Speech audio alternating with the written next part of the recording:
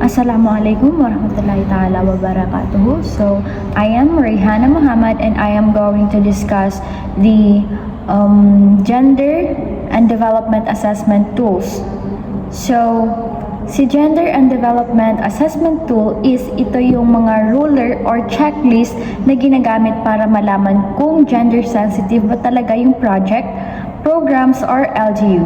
Hindi ito pwedeng puro babae lang or puro lalaki lang ang focus. So, merong 3 tools na pwedeng gamitin, which is first is yung HGDG, which is stands for Harmonized Gender and Development Guidelines.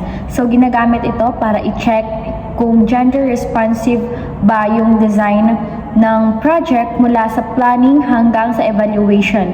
So, ito yung parang master checklist or checklist for actual implementation, monitoring, and hanggang sa evaluation.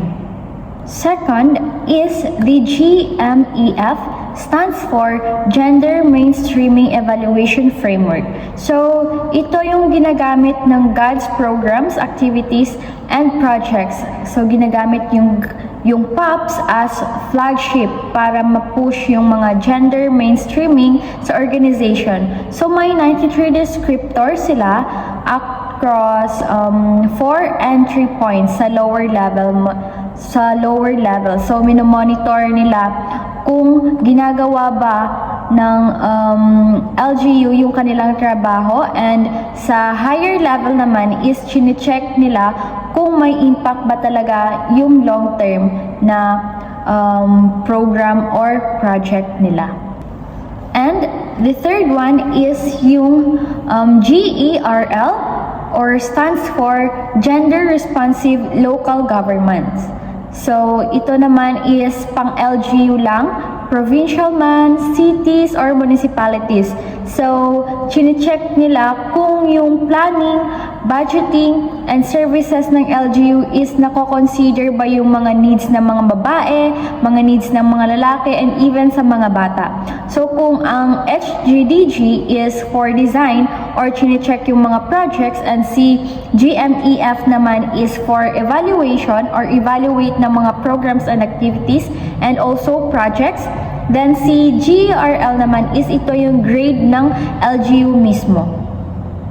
So, yung purpose naman ni Gender Responsive Local Governance is para mag-collect ng data. So, kinukuha niya kung gaano ka-gender responsive yung LGU. Hindi lamang hula-hula yung mga ginagawa nila, kundi nagko-collect sila ng mga data.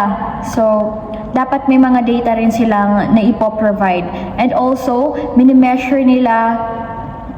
Second is measure. So, mini-measure nila yung mga policies, mga programs, budgets, and services ng LGU. So, dapat may grade talaga yung ginagawa ng mga ginagawa na gender responsive sa local governance.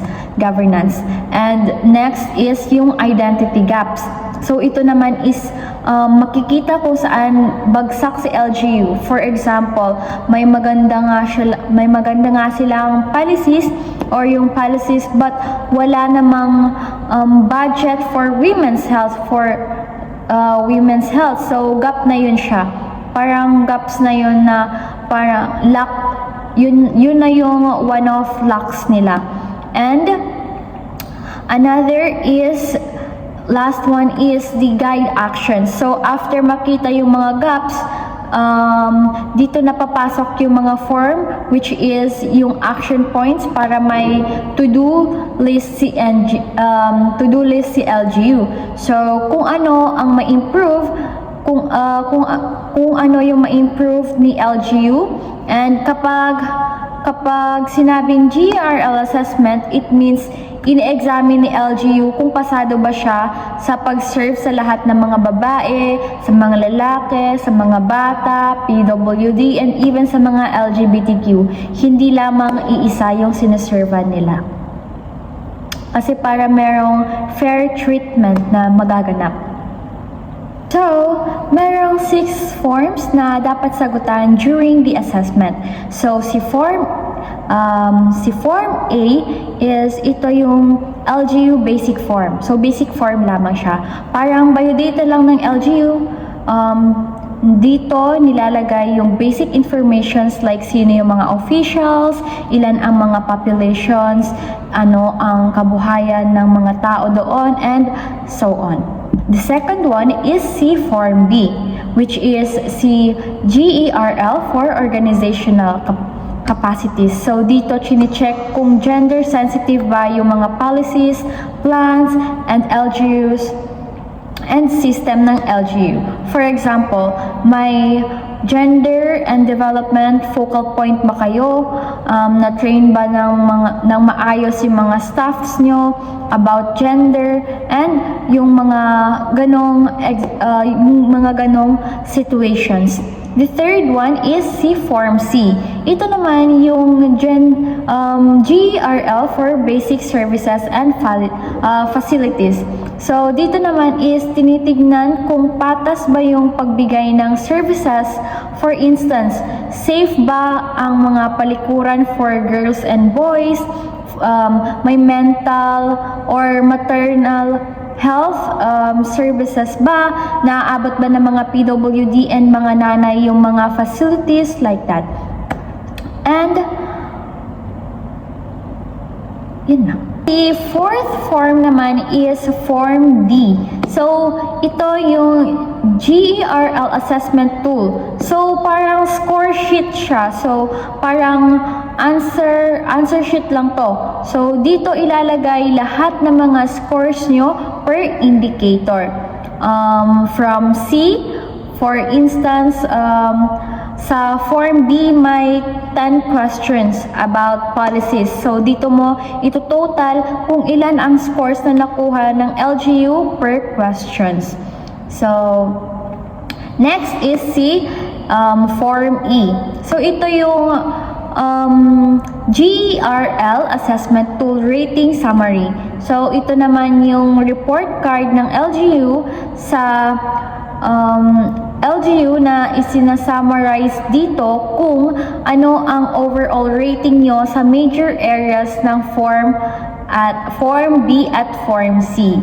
And the last one is yung Form F, which is the LGU action points. So, ito na yung most important. And kasi, gagawa ka ng to-do list nyo para dito mo ililista yung mga gaps or issues na mababa ang scores, especially yung mga nakakakuha ng mga 0 or 1 lang yung mga points nila. So, kasama rin dito yung mga kung ano ang gagawin mo para ayusin or kailan mo i-implement and sino office sa LGU ang responsible para doon. Yes? And I think that's all. Assalamualaikum warahmatullahi ta'ala wabarakatuhu. Thank you.